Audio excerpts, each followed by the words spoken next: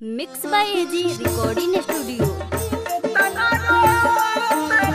कहरी के मंगावा में से नूर हमके दे खातारू जाने भइल कौन हमारा से भूल की इतना रोआवतारू जाने भइल कौन हमारा से भूल की इतना रोआवतारू।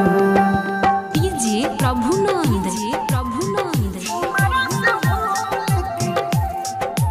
Mix by AG recording studio.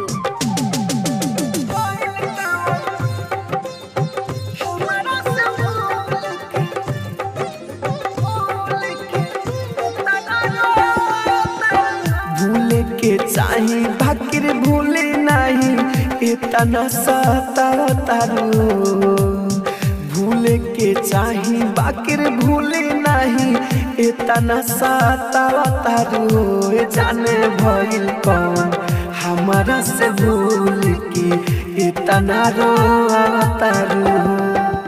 आप सुन रहे हैं एजी एंटरटेनमेंट की धमाकेदार प्रस्तुति।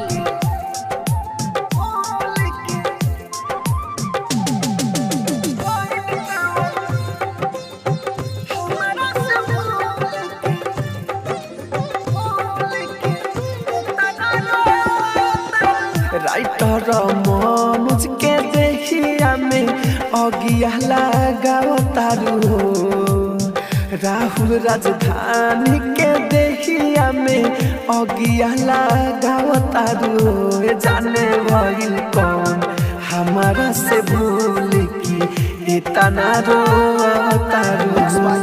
एजी रिकॉर्डिंग स्टूडियो रोशनपुर सपहा।